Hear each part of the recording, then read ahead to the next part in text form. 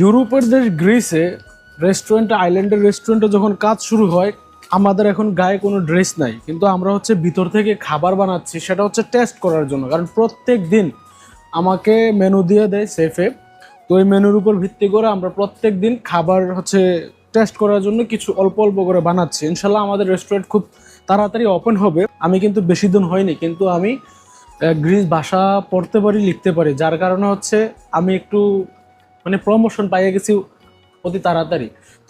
তো আমি হচ্ছে এভরিডে কিছু না কিছু বানাচ্ছি আমরা। তো এখন একটা জিনিস বানাচ্ছি, তো ইউরোপের দেশ গ্রিসে না, এটা গ্রিসের মানে বড় বড় রেস্টুরেন্টের থেকে অন্যতম রেস্টুরেন্ট হচ্ছে আমার একটা রেস্টুরেন্ট। আমি যে রেস্টুরেন্টে কাজ করি, আমাদের রেস্টুরেন্ট এটা অন্যতম একটা বড় রেস্টুরেন্ট গ্রিসের মধ্যে। তো এখানে হচ্ছে মানে রেস্টুরেন্ট খোলার 1 মাস আগে কিচেন খোলা হয়, যেখানে হচ্ছে ভিতরে টেস্ট করার জন্য বিভিন্ন কিছু করা হয়।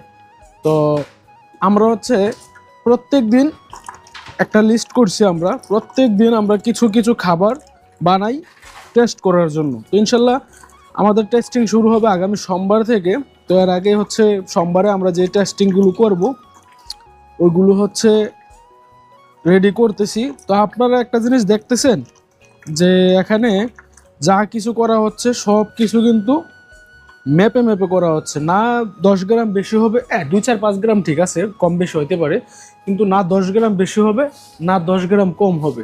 তো এটাই হচ্ছে ইউরোপের রেস্টুরেন্টগুলোর একটা সিস্টেম। তো আমার সাথে হচ্ছে আরও একজন কাজ করে, পাকিস্তানি ভাই, উনি হচ্ছে এখানে কাজ করে আমার সাথে। তো ওই আর কি। তো আপনারা হচ্ছে রেস্টুরেন্টে যারা কাজ করবেন চেষ্টা করবেন শিখতে, আপনারা একটু চেষ্টা করবেন, এটাই। ভালো থাকবেন।